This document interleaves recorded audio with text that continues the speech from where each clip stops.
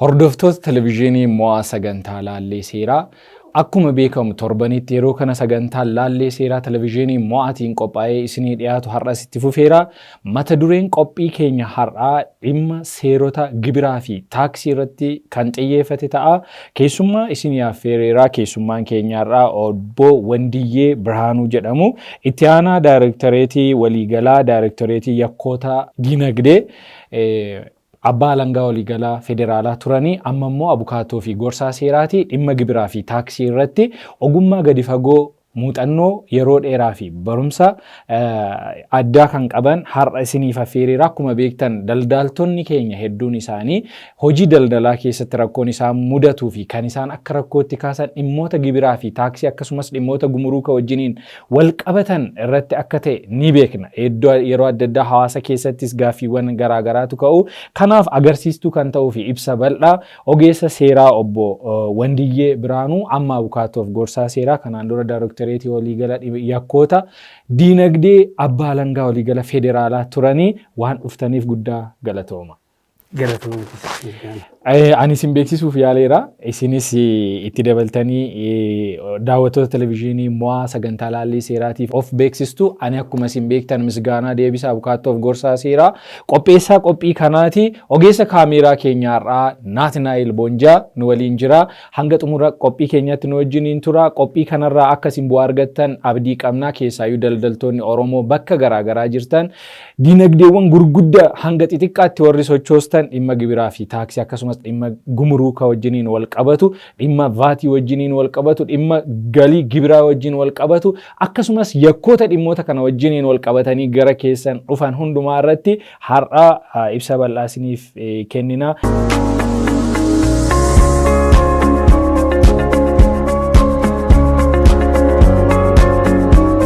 Kallattumaan gara keessummaa keenyaatti isin dabarsaa ka'umsaaf akka ta'u mee of beeksisa. Wandiyyee Birhaanuun jedhama. Abukaatoo fi gorsaa seeraati. Dur maal hojjechaa turtan? Amma daawwattoonni televizyiinii mo'aa sirriitti akka dhimma kana hordofan ni barbaanna. Rakkoo cimaadha. Dhimmoonni gibira faana wal qabatanii fi taaksii akkasumas dhimma gumuruuka vaatii maal kana faana wanti wal qabatu daldaltoonni yeroo baay'ee anis yeroon abbaa seeraa turetti kan inni argaa turredha. Maalirra turtan dur? Galatoomi Misgaanaa kanaan dura iddoolee garagaraatti Abbaa Alangaatiin hojjechaa ture. Abbaa Alangaa galiiwwanii fi gumrukii duraaniin ture. San booddee ministeera haqaatti waggoota lamaan darbaniif itti aanaa daayirektara yakkoota ikoonomiitiin daayirektoreetii yakkoota ikoonomiitiin ture. Amma immoo abukaatoof gorsaa seeraa ta'een tajaajilaa jira. Baay'ee ulfaadha. Dhimmoota kana irratti ani dhuunfaattis waan isin beekuuf biyya kana keessatti namoota dandeettii cimaa dhimma kana irratti qabanii fi dhimma kanaaf immoo bakka kennanii socho'an keessaa nama ogeessa seeraa qabna jennu keessaa nama tokkodha. Obbo Wandiyyee guddaa galatoomaa. Amma kallattiidhaan gara gaaffii kiyyaattiin seenaa. Gaaffii kana yeroon qopheessu daldaltoota tokko gaggaafachuu yaaleera. Naa gaafadhu kan jedhanis itti daddabaleen isiniif isin gaafadha. Calqabamee gibiraaf taaksii jechuun maal jechuudha? Gibira jechuun maali? Gibiraaf taaksii jechuun maalidha? Galatoomi Misgaanaa. Gibiraa fi taaksii jechoonni jedhan kun keessattuu biyya keenya keessatti wal jala jijjiiruudhaan yookiin bifa wal fakkaatuun yogguu fayyadaman argina. Kanaaf akka waliigalaatti taaksii jennee waamna Ingiliffaanii. Biyya keenya keessatti ammoo gibira jecha jedhu kana taaksii gibiraa yookiin immoo gibira galii isheettuun income tax isa jennu walitti fidaniitu yogguu fayyadaman argina. Haa ta'u iyyuu malee taaksii dabalataa yookiin VAT value added tax yookiin vaatii kana taaksiidhuma jedhanii fayyadamu. Kanaaf gibiraa fi taaksii jechoonni jedhan kun jechootuma gibira jedhu locally biyya keenya keessatti jecha hawaasni keenya itti fayyadamudha. Walumaa galatti gibira jedhu yogguu dhageenyu biyya keenya keessatti gibira galii yookiin immoo taaksii galii or income tax isa jennu jechuudhaaf itti fayyadamu. Walumaa galatti taaksii isa ta'u gibira jecha jedhuuf hiikoo wal fakkaataa ta'e yookiin immoo hiikoo waloo namni itti walii galu kennuu baannus hayyoonni tokko tokko hiikoo fudhatama qabu yogguu kennan argina. Fakkeenyaaf H-Baatii hayyuun jedhamu tax is a compulsory legal levy paid by the economic unit to government without quid pro quo jedhaniitu hiiku. Kana jechuun taaksiin namni seeraan kanfalaa gibiraa jedhamee caqafame gibira kanfaluun irra jiraatu yookiin ammoo compulsorily dirqama qabudha. Lamaffaan gibirri yookiin taaksiin kan kaffalamu yeroo seeraan caqafame duwwaadha. Namni kamuu akkasumatti ka'ee gibira kanfalchiisuu hin danda'u. Kan sassaabamus mootummaadhaan. Is a compulsory legal levy paid to government. Mootummaa duwwaatu gibira sassaabuudhaaf aangoo qaba. Namni ka'ee gareen ta'e tokko uumamee kana kaffaltee muruu hin danda'u. Seeraan sassaabamaa qaama mootummaatu kennameef qofatu dhimma kana hojjeta. Inni qabxiin biraa nama seeraan kanfalaa gibiraa jedhametu taaksii kanfala. Kana jechuudha. Namni fakkeenyaaf galii hin qabne taaksii galii gibiraa akka kanfaluun dirqisiifamu jechaadha. Hawaasa keenya keessatti namoonni gatiidhuma mana yaalaa deemanii waan itti yaalaman qabaataniif waan nyaatanii bulan qabaataniif kanfalaa gibiraa hin jedhaman. Galii taaksiin irratti kanfalamu qabaachuun isa seeraan caqafame seeraan kanfalaa gibiraa ta'ee caqafamuutu itti jiraata. Galii saniif ta'us qabaachuutu itti jiraata. Inni qabxiin inni xumuraan isii kaasu taaksii irratti yookiin gibira irratti gatiin inni miliyoona 1 kaffale yookiin miliyoona 10 kaffaleef karaa gara mana kiyyaatti naa baasta yookiin ammoo tajaajila addaan naaf laatta jechuun yookiin jedhanii gaafachuun hin danda'amu. Baay'ee gaarii ulfaadhaa. Ka'umsi fi akkaataan qabiyyeenii fi elementii yookaan immoo dhimmi gibiraa dhimma kana erga jettanii amma asumaan gara ittaanutti darbuudhaaf gosoonni gibiraa maal fa'aadha yookaan gosoonni taaksii amma gosa garaagaraatu jira yeroo adda addaan caqafama jettaniittu isinis gosoota isaanii. Gosoota taaksii fakkeenyaa fi eenyutu galii argata eenyutu dirqama taaksii kanfaluu qaba. Waan jedhu irratti hundoofnee taaksii fakkeenyaa fi taaksii kallattii fi alkallattii jennee bakka lamatti irra ilaaluu dandeenya. Fakkeenyaa fi gibira galii of fudhannee gibira galii namni akka kanfaluu fi dirqamu yookiin immoo dirqamni irra jiru nama galii argate sanadha. Namuma galii argate sana.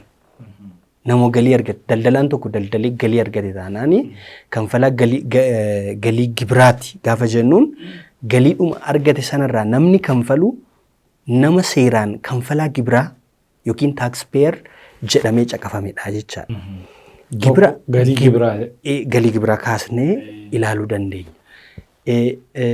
Taaksii alkallattii yookiin immoo indirect tax inni nuuni namni seeraan kanfalaa gibiraa yookiin burden to pay tax namni dirqamni gibira kanfaluu fi seeraan immoo kanfalaa gibiraa jedhamu namoota garaagaraa yeroo ta'an. Fakkeenyaaf taaksii dabalataa yoo ilaalle yookiin immoo VAT isa jennuun gaafa ilaallu seeraan namni kanfalaa gibiraa jedhamu seera taaksii dabalataa 285 muraasa 94 keewwata 3 gaafa ilaaltu namoota kanfalaa gibiraa jedhamanii caqafamantu jiru. Fakkeenyaaf thresholdii yookiin immoo gurgurtaan waliigala waggaa isaanii miliyoona 1 ol taanaan namni tokko gurgurtaa vaatiin irratti kanfalamu raawwata taanaan vaatiidhaaf galmaa'ee kanfalaa vaatii jedhama. Egaa namni kuni seeraan kanfalaa vaatii haa jedhamu malee akka seera vaatiitti yookiin immoo akka yaadrimee vaatiitti dhuguma namni vaatii kanfalu nama fayyadamaadha yookiin fayyadamaa nama gurgurtaa sana bitee fayyadamudha. Konsuumarii isa jennuun. Konsuumar namoota jennu sanidha jecha. So namni taaksii kaffalaa taaksii dabalataa kun konsuumar nama jedhu dhugaadhaan namni kanfalu konsuumarii gatii ta'ee fi kanaaf akka reefu gaafa yeroo gibira galii kaafnutti osoo hin taane namni kanfalaa gibiraa ta'ee seera irratti caqafamuu fi namni dhuguma immoo taaksii kafalu garagara yogguu ta'u indirect tax yookiin immoo taaksii alkallatti jennee caqasuu dandeenya. Baay'ee ulfaadha. Amma warra kana lamaan irratti sagantaan keenya yeroo dhimmi gibiraa fi taaksii kun bal'aa ta'uu isaarraan kan ka'e yeroo bal'aas kan nama gaafaturraa kan ka'e mee amma dhimma galii gibiraa fi dhimma vaatii naannoo sana irratti waan tokko hawaasa keenyaaf kaasuun barbaada. Inni jalqabaa otoo gara sanatti hin deemin dura eenyutu vaatiif galmaa'uuf dirqama qaba? Salphaadhumatti daldaltoota akkamiitu vaatiidha? Eenyutu vaatii kanfala gaaffii jedhu yookiin immoo seeraan dirqama vaatii kanfaluu eenyutu qaba gaaffii jedhu kana deebisuudhaaf tokkoffaayi namni vaatii kanfaluudhaaf yookiin immoo taaksii dabalataa kanfaluudhaaf dirqama qabu nama vaatable transaction yookiin immoo gurgurtaa vaatiin irratti kanfalamu raawwatudha. Yookiin immoo gurgurtaan inni gochi meeshaa gurguruu fi tajaajila kennuu inni raawwatu bu'uura seera taaksiitiin vaatiin kan irratti kanfalamu ta'uu qaba. Fakkeenyaaf gurgurtaa meeshaa ta'uu danda'a. Gurgurtaa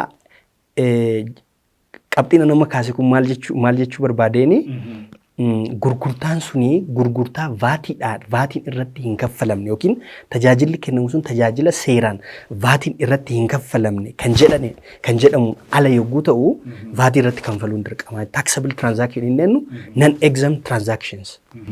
Warra kana keessatti hin hammataman jennee kaasuu jenneen ala warra jiru namni gurguru vaatiidhaaf galmaa'uuf dirqama qaba. Dirqama qabaa jechaadha. Kanaaf namoonni taxable transaction yookiin vaatable transaction kana raawwatanii akkaataadhuma bu'uura seera taaksii dabalataatiin parsantii 15 yookiin ammoo parsantii duwwaa kanfalanii. Eenyu sassaaba vaatii kan amma naannoleedha moo federaala moo yeroo galmaan amma daldaltoonni yeroo tokko bakka adda addaa jiru. Akkuma dura kaasne sagantaan keenya rakkoo daldaltootaa wajjin kan wal qabatu ta'uu qaba. Kanaaf ka'umsi ogeessaaf miti amma nuti dhugaa dubbachuuf sagantaan keenya daldaltootaaf waan ta'eef namoota sagantaa kana hordofaniif dhimma kana isaan amma eessatti galmaa'utu isaan naannootti galmaa'u moo dhimmi vaatii yoo eenyuun ilaallata? Maashinii bituun dirqama kana wajjin. Qabxii reefu kaaften si xumura. Daldalli isaanii daldala taaksiin dabalataa irratti raawwatu ta'uu qaba. Namni tokko vaatii kanfaluudhaaf. Lammaffaa ammoo gurgurtaa waggaa isaanii ji'oota 12 waggaa keessa jiru keessatti gurgurtaan isaanii qarshii miliyoona 1 ol ta'uu danda'utu jiraata. Qarshii miliyoona 1 ol ta'utu jiraata.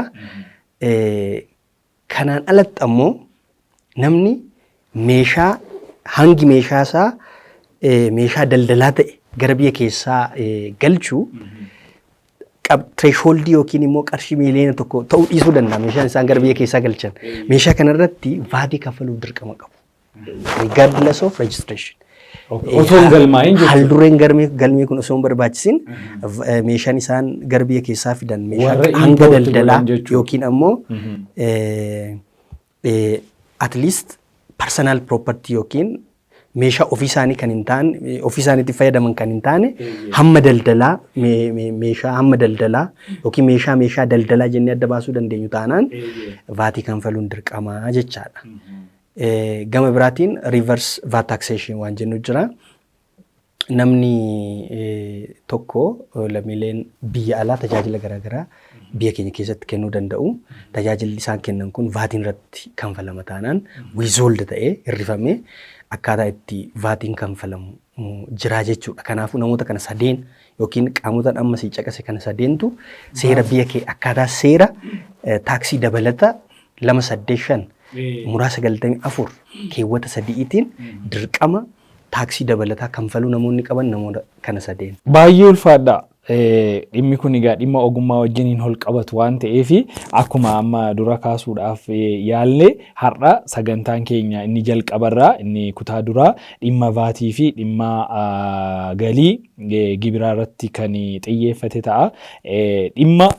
Gara dhimma vaatii jalqabne kana osoo hin xumuriin ammas immoo gara dhimma galiittiin isin deebisa. Galii gibiraa baay'inaan kan nuti arginu yeroo baay'ee hojjetaarraa kaasee hojjetaa miindaadhaan qaxaraman irraa kaasee qotee bulaarraa dabalatee hanga namoota galii gurguddaa sochoosaniitti galii isaan argatan irratti mootummaan gibira ni sassaaba.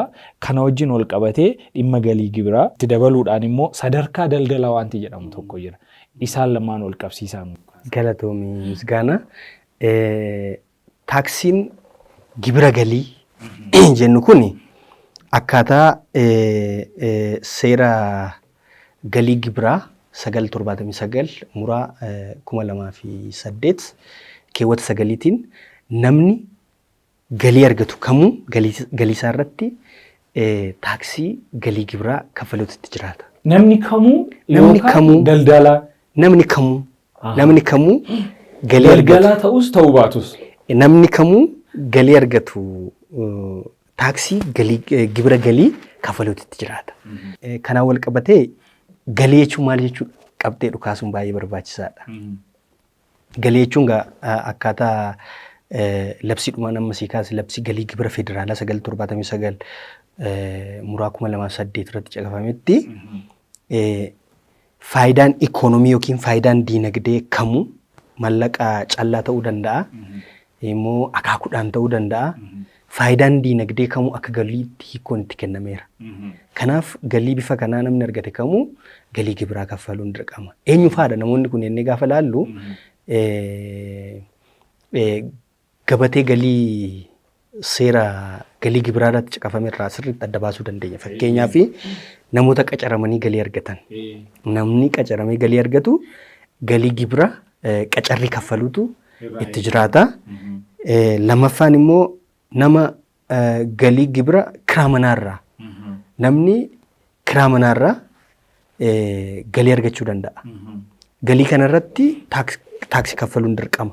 Sadaffaan galii diinagdee galii daldalarraa argamu yookiin immoo business income tax. Daldalanii warra namni daldalarraa galii argachuu danda'a. Kanaaf galii daldalaarraa gibira kanfaluun dirqama. Inni biraa galii gibira adda addaa kan akka geemii fa'aa, tapha fa'aa, taphoota garaagaraa royaltii kaasuu dandeenya. Dividendii kaasuu dandeenya. Dividendii jechuun kan aksiyoona yookaan immoo aksiyoona bu'aa argamerraa kan dhufu jechuudha. Kan dhufu isa kaasuu dandeenya. Gibira dhalarratti kanfalamu kaasuu dandeenya. Amma fakkeenyaaf namni qarshii baankiidhaa qabu qarshiin sun yoo dhaleef galii argateera. Dhala sanarrattis gibirri taaksii kaffaluun dirqamadha jechuudha. Okay, kana wajjin wal qabsiisee sadarkaa daldalaa maal jechuudha? Sadarkaan daldalaa daldaltoonni sadarkaa sadii qabu. Seera galii gibira keenya irratti yookiin immoo seerota taaksii biyya keenya irratti sadarkaa daldalaa sadiitu jira. Sadarkaa A, sadarkaa B fi sadarkaa C jedhamu. Kaffalaa gibira sadarkaa A kan jedhaman kubbaaniyyoota yookiin immoo dhaabbilee fi daldalaa dhuunfaa ta'ee galii walii gala inni waggaatti argatu qarshii miliyoona 1 ol taanaan daldalaa gibiraa sadarkaa A jennaan. Daldalaa gibira sadarkaa B kan jennuun dhaabbilee sun dabalatiin galiin walii gala waggaa qarshii miliyoona 1 gadi akkasumas immoo qarshii 500,000 ol gaafa ta'u daldalaa gibira sadarkaa B jennaani. Daldalaan gibira sadarkaa C galii waggaa nama daldalaa sadarkaa C ta'u waggaatti qarshii 500,000 gadi yoo ta'e daldalaa sadarkaa C jennee kaasuu dandeenya jechaadha. Akkaataa nu itti kategorii yookiin immoo sadarkaa kana itti qoodne galii waggaa isaa waggaatti argatan irratti hundoofneeti. Itti gaafatamummaan kana wajjin wal qabatee dhufu jira. Itti gaafatamummaa garaagaraatu jira. Fakkeenyaaf dirqama sanada qabachuu yookiin immoo books of account yookiin baasiif galii kan itti galmeessan. Sanada sana dirqama qabachuu gaafa laallu kanfalaan gibira sadarkaa A fi B sanada herreegaa kana qabachuun dirqama isaaniiti. Dhuma waggaa irratti galiin kee kana baasiin kee kana kan jedhu jecha daldalaan gibira sadarkaa C dirqama kana hin qabu. Kanaaf dirqamoota akkasiitu isaan duukaa jira. Gama biraatiin ammoo taaks akkaawuntiingiin isaanii taaks akkaawuntiingii yookiin immoo bara herreega isaanii gaafa fudhanne namni yoom fakkeenyaaf yoom beeksisanii kanfalu gaafa jennu gibira yoom beeksisu yoom kanfalu gaafa jennee ilaallu gargar jechuudha. Seera gibira galii irratti kan federaala fakkeenyaaf keewwata 82 irraa kaaftee 83 gaafa ilaaltu yoom kaffalu akka qaban fakkeenyaaf warri herreega isaanii bara baajata biyya keenyaatiin qabatanii fakkeenyaaf kaffalaa gibira sadarkaa A taanaanii gibira isaanii sanee yookiin waxabajjii irraa kaasee ji'oota 4 gidduutti hanga onkoloolessaatti kanfaluutu dirqama irra jira. Warri kaanis akkasumatti itti warri baammoo ji'a 2. Ji'a 2 warri kaan ji'a 1. Waxabajjii irraa kaasee ji'oota 2. Warri caamoo kana wajjiniin yeroo baay'ee daldaltoota keessaayyuu galii gadaanaa qaban waan mudatu warri A fi warri B sanada qabachuun dirqamaa jettaniitu. Warri C tilmaama galii guyyaa waan jedhamutu jira. Tilmaama galii guyyaa yeroo baay'ee komii gurguddaan kan irratti ka'u namoonni gara daldalaatti illee yeroo dhufan hamilee isaanii waan akka tuqutti kan ka'u keessa waa'ee tilmaama galii guyyaa. Tilmaamni galii guyyaa maali? Namni taaksii akka kaffalu kan irraa eegamu qixuma galii argateeti. Galii ta'e tokko hin argataa galii waliigalaa jennaani. Galii waliigalaa kanarraa immoo bu'uura seera taaksii biyya keenyaatiin didaakshin yookiin immoo baasiin erga ergateen booddee kan qulqullaa'ee hafeetu kaffaltii gibira irratti kaffalamu arganna. Kun immoo bu'aa qulqulluu yookaan galii qulqulluu jechuudha. Dhugaadha. Kanaaf bu'uuruma kanaan kanfaluutu itti jiraata. Kanaaf ammoo iyyuu gosoota shallaggii garaagaraatti fayyadamu wajjirri galiiwwanii namni bifa kanaan hin kaffala taanaan seeraan kaffaltiisaa ofiisaatii beeksisee seerri taaksii biyya keenyaa akkasumas immoo seerri taaksii addunyaa kanarratti yeroo ammaa kana self assessment yookiin ofii keetii qabeenya kee galii kee isa sirrii baasii kee isa sirrii beeksistee taaksii akka kaffaltudha. Kan barbaadamu haa ta'u iyyuu malee kategorisii yookiin immoo kaffaltoonni gibira sadarkaa C fi kaffaltoonni gibira sadarkaa A fi B ta'anii sanada herreega isaanii hin qabanne dirqama waajjirri galiiwwanii fi galiiwwanii maal gochuutu itti jiraata jechaadha. Tilmaamaan taaksiin itti kaffalamu hojjetamaa jechaadha. Kanaaf maa inni sadarkaa C'dhaan wal qabatee tilmaamni galii guyyaa kuni durfamee profit margin yookiin immoo namni hojii akkasii irratti hirmatu bu'aa akkamitti argataa baasii parsantii meeqa qabnaaf wanti jedhu durfamee daayirektiivii yookiin immoo qajeelfamni jira. Qajeelfama sanarratti hundaa'eeti kan hojjetamu. Amma wanti guddaan maa inni biyya keenya keessatti kaffaltoonni gibiraa keenyas tokkoffaa sanada keenya seeraan hin qabannu. Lammaffaa ammoo taaksii kanfaluu akka patriotism yookiin immoo waan dansaatti hin ilaallu. Kunis sirrachuu qaba. Maaliif taaksii maaliif kanfalama gaaffiin jedhu gaaffii baay'ee deebii argachuu qabudha. Kanaaf taaksiin yoo kaffalamin karaan hin jiru, taaksiin yoo kaffalamin hospitaalli hin jiru, taaksii yoo kaffalamin daldaltootatti dhufurraas immoo biizinasii isaaniis rakkoo keessa akka hin galle mootummaan tarkaanfiin barbaachisne isaan irratti fudhatee isaanumaafis faayidaa qaba. Kanadha. Kana jechuun taaksii kanfaluu irratti of amansiisuun baay'ee barbaachisaadha. Lammaffaa dhuguma dirqamni isaan irra jiraatu iyyuu ammoo gama waajjira galiiwwanii irraallee taaksii cardinal principle yookiin immoo qajeeltonni guddaan taaksii arbitrarily yookiin immoo akka barbaaddetti namarratti impose hin gootu.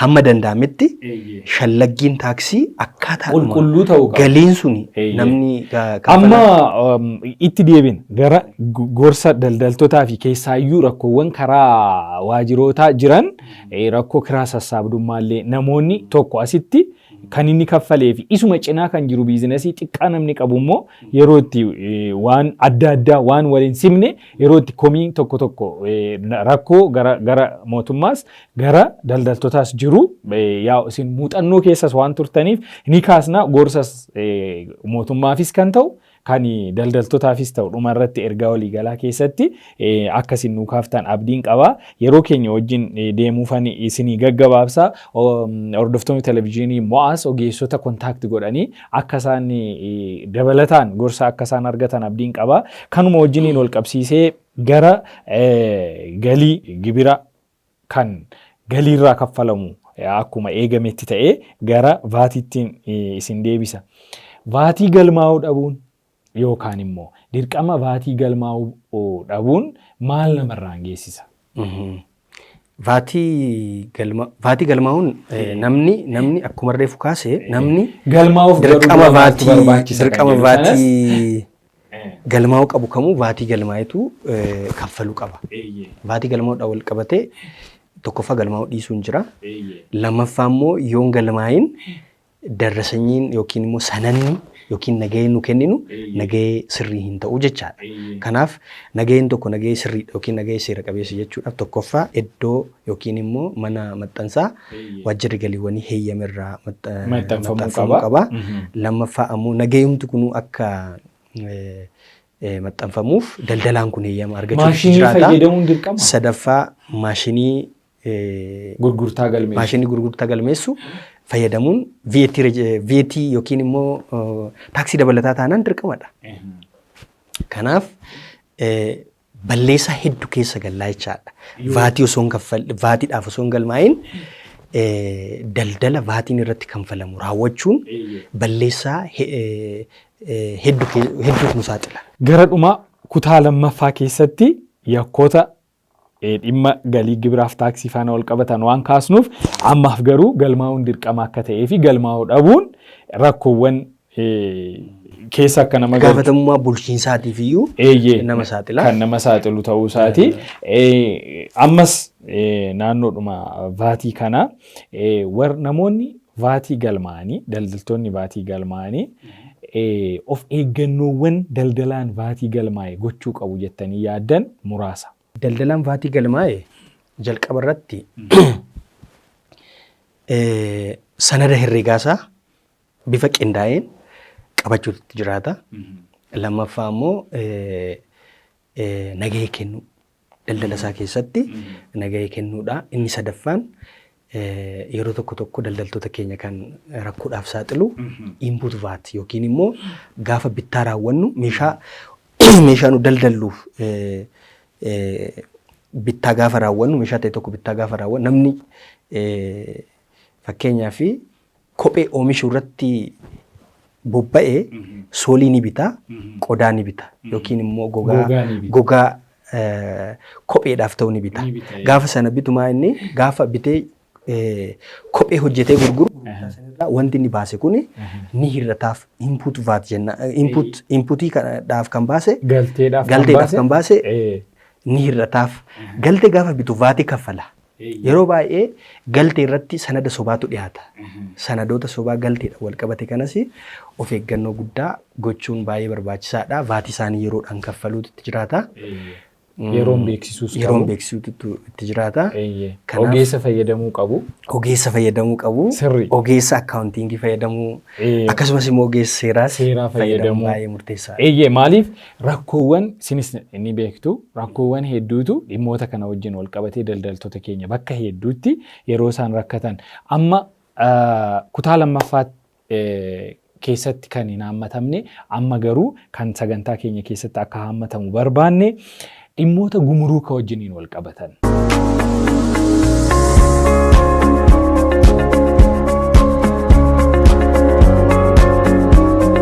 Hordoftoonni televezyiinii Mo'aa mana keessan teessanii nu hordoftan akkuma beekamu dhimma gumuruuka wajjiniin wal qabsiisee yeroo ka'u daldaltoonni keenya baay'een isaanii yaaddoon akka isaanitti dhaga'amu ni beekna. Mee dhimma gumuruukaa irratti ogeessi maal jedhu? Baay'ee gaariidha Misgaanaa.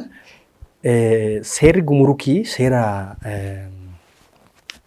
meeshaati yookiin immoo meeshaa gara biyya keessaa galuu fi biyya keessaa bahu wal qabatee seera caqafamudha. Kanaaf gumurukiin border control keessaa yookiin immoo daangaa biyya tokkoo seerota ittiin eegnu keessaa isa tokkodha. Meeshaa gara biyya keessaa galanii bakka sadiitti qoonnee ilaaluu dandeenya. Meeshaalee dhorkaman, meeshaalee heeyyama addaatiin qofa gara biyya keessaa galan, meeshaalee immoo qaranni taaksiin kaffalamee gara biyya keessaa salphumatti galuu danda'an jennee bakka sadiitti qoonnee kaasuu dandeenya. Kanaaf seerri gumrukii seera meeshaaleen kunniin ittiin hoogganaman yookiin immoo ittiin meeshaaleen gara biyya keessaa akkaataa itti ba'an ittiin to'annu yookiin akkaataa ittiin seenan to'annudha jechaadha. Kanaaf kaffaltiiwwan gumuruka irratti kaffalaman yookaan yeroo tokko tokko immoo osoo hin kaffalamin illee kan itti dhaalaman yeroo tokko tokko immoo achi kaffaltiin namaa dhumee nama bira gahuudhaaf yeroo itti rakkinni garaagaraa nama daldaltoota keenya mudatu jira. Kanaaf daldaltoonni maal gochuu qabu? Dhimma gumuruka amma waan tokko gara biyya alaatii as galfachuuf yookaan asii gara biyya alaatti erguudhaaf gosoota meeshaa sadan kana waliigalatti sadan kana kan amma ibsine isaan kun adeemsa keessatti daldalaan maal gochuutu sarara? Qabxiilee amma kaasne kanaan wal qabatee custom procedure yookiin immoo sirna adeemsa bulchiinsa gumrukaatiin wal qabatee qabxiilee ka'anidha. Meeshaan tokko gara biyya keessaa galuudhaaf jalqaba meeshaa san akka fiddu waajjira galii gumrukiitii beeksisuu qabda. Gumruk komishiniidhaaf customs komishiniidhaaf beeksisuu qabda. Declaration jennaani declare gochuutu sitti jiraata. Gaafa declare gootu meeshaa bittu maalumaa meeshaa bittuu, biyya meeshaa bittuu yookiin immoo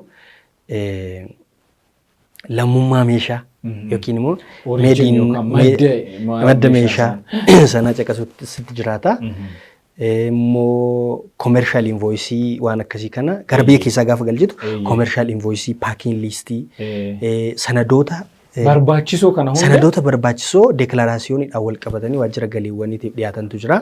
Sanadoonni kun hundi maaliif barbaachisu gaafa jenne meeshaan gara biyya keessaa galu akkuma reefu si caqase meeshaa biyya keessa akka galuuf heeyyamamu ta'uutti jiraata. Meeshaa kanarratti qaranni kaffalamuutti jiraata. Qarata kana bifa sirrii ta'een kanfalameetu gala gara biyya keessaa. Kanaaf waajjirri gumrukii qaranni barbaachisu kanfalamuu fi dhiisuusaa mirkaneeffateeti meeshaa keenya gara biyya keessaa akkuma meeshaa biyya keessatti oomishamee akka gadhiifamuuf kan nu heeyyamu. Kanaaf custom procedure keessatti declarationin jira. Sirni meeshaan ammoo gara biyya keessaa itti seenee sirna magaazinaa jira yookiin immoo adeemsa bulchiinsi mana kuusaa jira. Akkasumas immoo meeshaan immoo qoratamee ilaalamee gabaa bilisaatiif yookiin gara biyya keessa akkaataa itti gadhiifamu jira. Egaa akka waliigalaatti inni gochuu qabu adeemsa seerri sun eeyyame beekee dhimmoota kan hordofeeti jechuudha. Rakkooleen baay'inaan ka'an rakkoo taarifaa wal qabatan taarifaa wal qabatan valueeshinii commercial invoice yookiin immoo sanada bittaa meeshaa gara biyya keessaa galu yeroo hedduu kufaa godhameetu CD value yookiin gatiidhuma custom commission yookiin waajjirri gumrukii gatii mataasaa qaba meeshaa hundumaa irratti isa fayyadamee qaraxa akka kanatti kaffalta gaafa jedhuuni kanfalaan gibiraa ammoo biyya bite sanii dhuguma gatii commercial invoice irra jiru sanaan bituu danda'a. Kanaaf yeroo sana wal dhabdeen uumamuu gatii danda'uu fi of eeggannoo gochuun baay'ee barbaachisaadha. Akkuma reefu sii kaasee taarifa kanarratti kufaa taarifa kanarratti kufuun qabu falmiin jedhu qabuu danda'a. Biyya oomishaatiin wal qabatee meeshaan kun biyya kanatti oomishame biyya kanaan fidee wanta jedhamu ka'uu danda'a jechaadha. Kanaaf qabxiilee kanaan wal qabatanii falmiileen ka'an baay'eetu jiru. Dhimma falmiin akkamitti furamaa komiin kan jedhu kutaa lammaffaa keessatti itti deebina. Hordoftoota televezyiinii mo'aa sagantaa laallee seera ogeessa seeraa abukaatoof gorsaa seeraa obbo Wandiyyee Biraanuu wajjiniin jirra. Ogeessa kaameeraa keenyaa Naatnaa'el Bonjaanis qopheessaan qophii kana misgaanaa deebisaati. Akkuma jalqaba irratti siniif kaasaa turre dhimma gibiraa fi taaksii wajjin akkasumas dhimmoota gumuruukaa qabxiiwwan muraasa siniif kaasuu yaallee jirra. Sagantaan keenya kutaa tokkoffaan kanumaan goolabamaa torban dhimmoota yakkoota dhimma taaksii fi gibira wajjiniin wal qabatan itti gaafatamummaa namoota gibiraaf taaksii kaffaluu qaban irratti dhufanii fi akkasumas dhimma gumuruuka wajjiniin wal qabatee dhimmoota yakkaa fi komiiwwan yookaan waldhabdeen bifa kamiin furamuu danda'a kan jedhu kutaa lammaffaa keessatti itti deebinaa. Torban gaarii akkasiniif ta'u hawwina.